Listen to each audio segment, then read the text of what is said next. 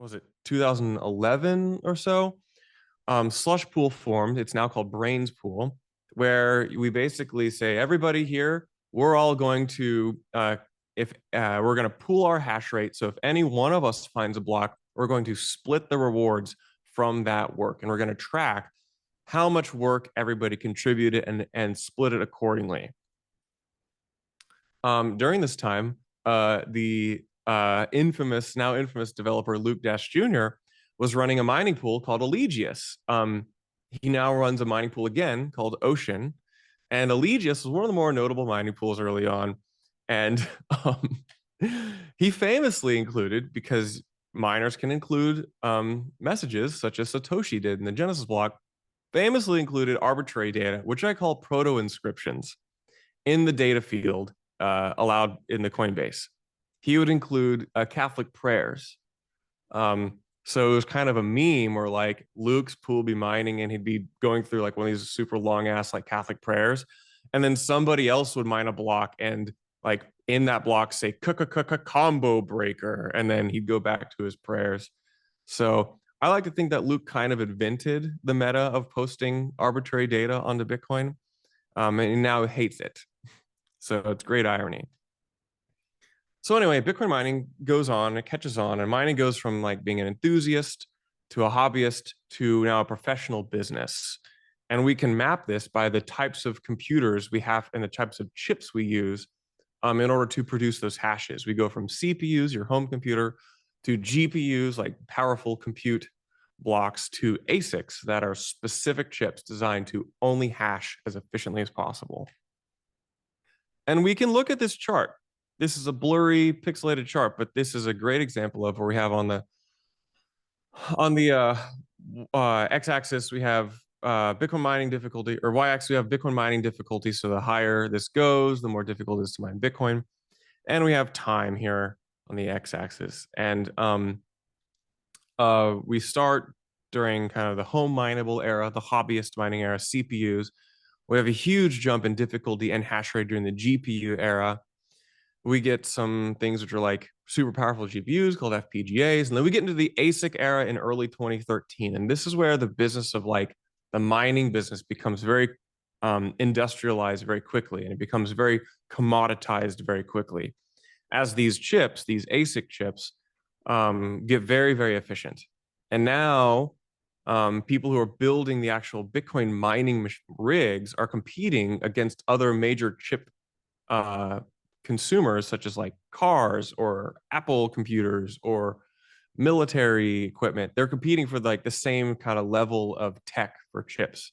And this is now meaning that people are having to build specialized data centers for these computers which mine Bitcoin. So this is an interesting era because prior to 2021, basically 13 to 21, like all of the machines are produced in China.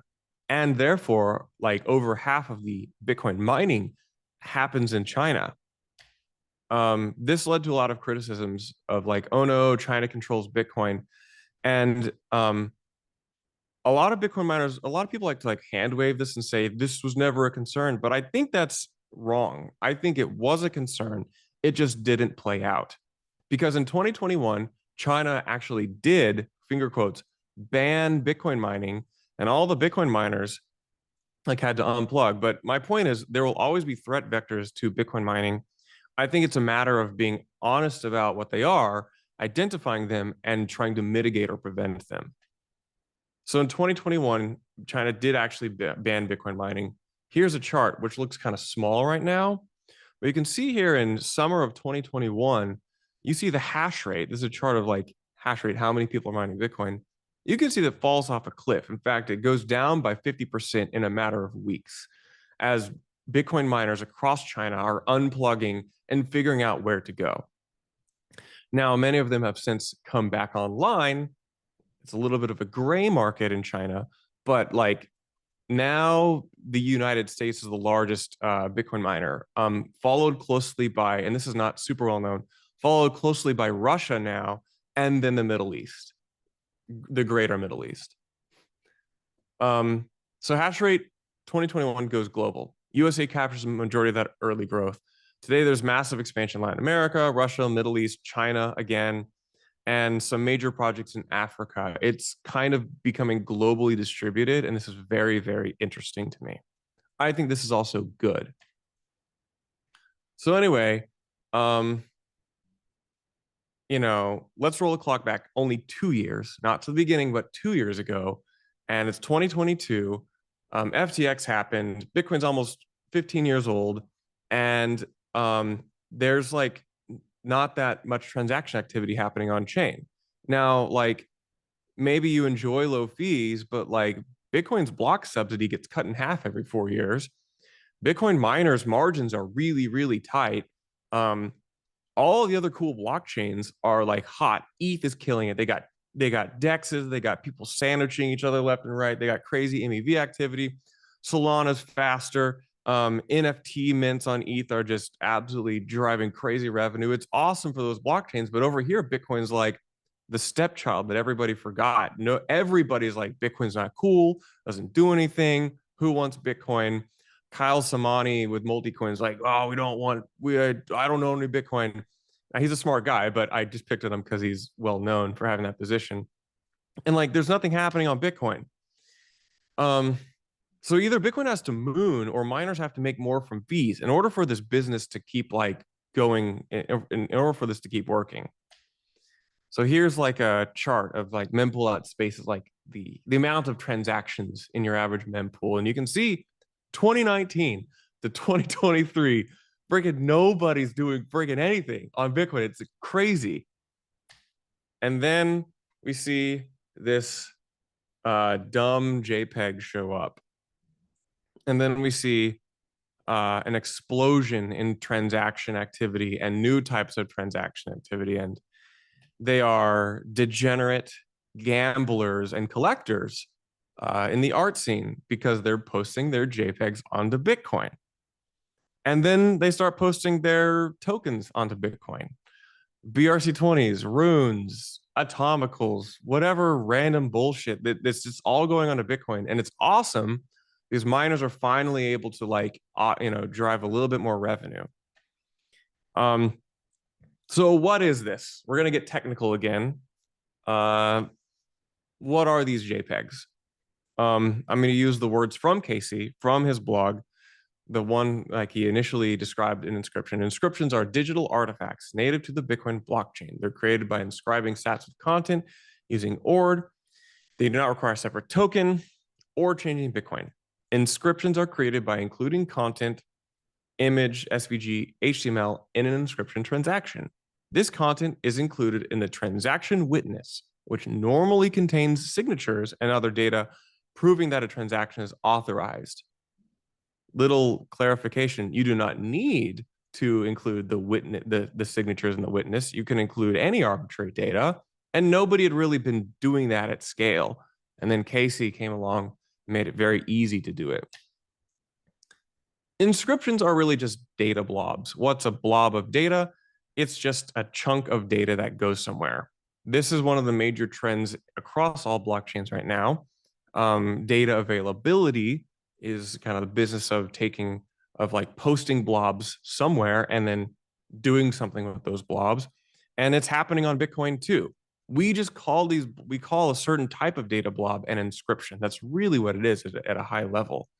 And right now, inscriptions are usually JPEGs or JSON text, but they can be anything. And this is where the roll-ups and the proofs people come in. Is like, you can post roll-up data, you can post proof schemes in Bitcoin in that same similar type of blob construct that's an inscription. And we can do a lot of things.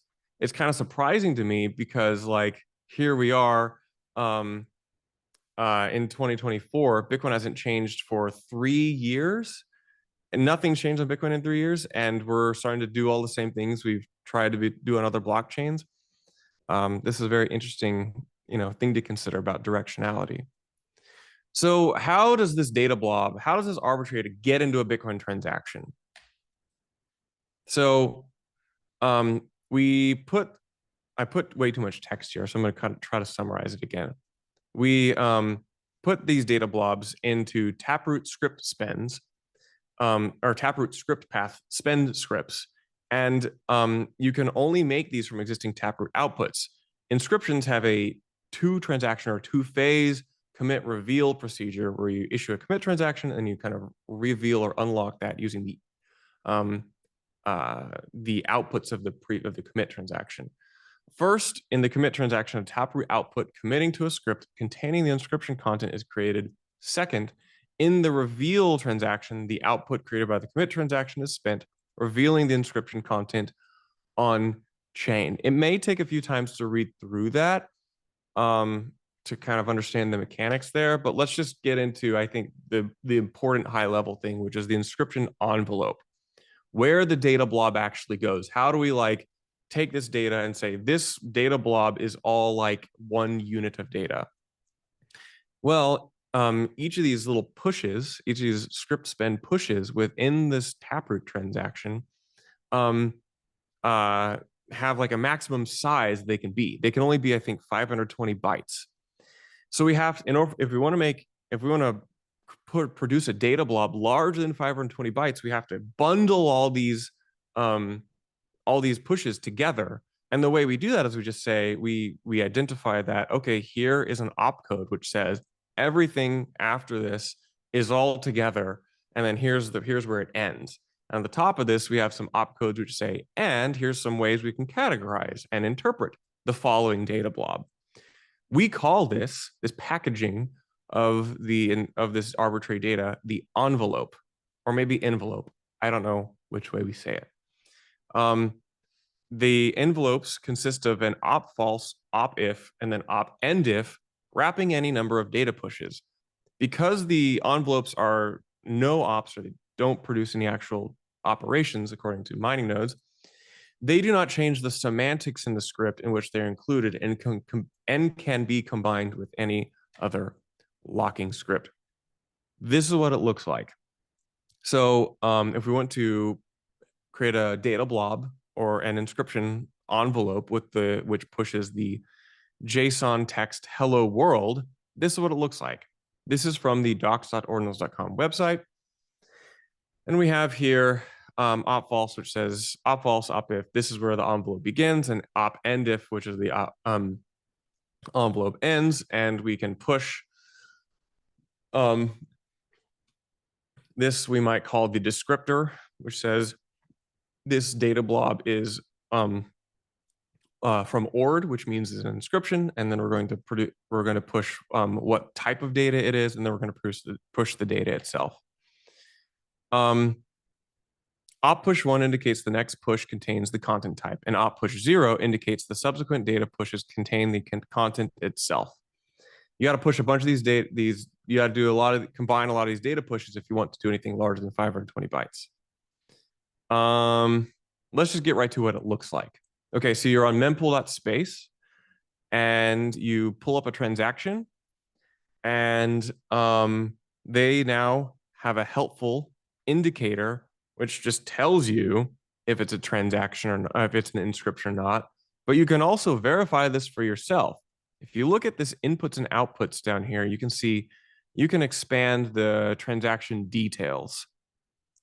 And if you do that, you'll be presented with something that looks like this. And I've circled them because if we click here and we look at this example of an envelope, the scheme that Casey defines as a inscription envelope on the documentation for ordinals, you can map this. You can see that this is the op false, op if envelope, these non-op opcodes. And you can see that here we have the op push data 2, which then pushes 520 bytes of data. And this will continue down and down and down, probably 50, maybe 100 of these sections here, until all the data is pushed, the inscription is all on chain, and then we'll have the op end if at the bottom to say that's the end of the envelope. And I just picked a random transaction, and this was the transaction. I looked up on ordinals.com. I posted that exact transaction ID into ordinals.com, and then it provides a helpful visualization of what that envelope looks like. Oh, let me shoot. Um,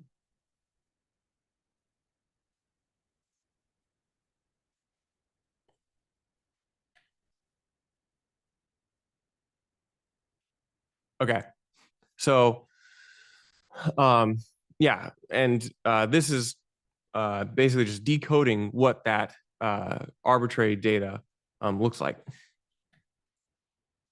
So if you really want like the best step-by-step explainer, there's a guy on Twitter named URL who has a really good page, some Vercel page called Where is My Wizard? .streamlit.app. And he goes deep into like this actual decoding, like push data mechanism and the decoding of it. And I really recommend it. That's kind of my go-to for people who are technical, who want like I call myself non-technical. He's very technical and he does a really good job communicating this on a like a granular level. Yeah, so that's the high level stuff. There's other topics like Bitcoin Core standardist rules, um, relay policy, um, direct transaction submission to mining pools. One good example is the Slipstream product. But I will open this up for questions or comments from anyone if you want. And I can take this any direction you want while we have time. No, it's super cool. Thanks so much, Charlie.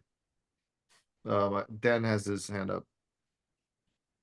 Dan. Charlie, thanks for taking your time and sharing your wisdom with us. It was highly appreciated, very educative.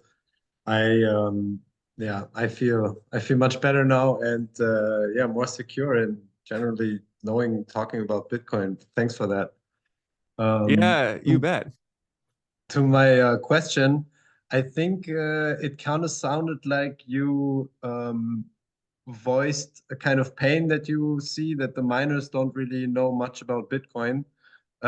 Like, how would you say does this manifest, and do you see any remedy that could be like thought up or created? What do you think? Yeah, you've identified my personal hell right now, which is that I walk in both the like institutional and like the big boy Bitcoin miner world. Like we talk to Blockspace Media. We have the leading mining podcast in North America. I talk to these guys all the time. I was just in Amsterdam, like drinking at a club with them, and I'm like, "Hey, what do you think about the next soft fork?" And they all stare at me with like blank eyes, and I'm like, "You know what a soft fork is, right?" And these are guys who run like multi-million-dollar operations, and that's pretty common. Um, and I also focus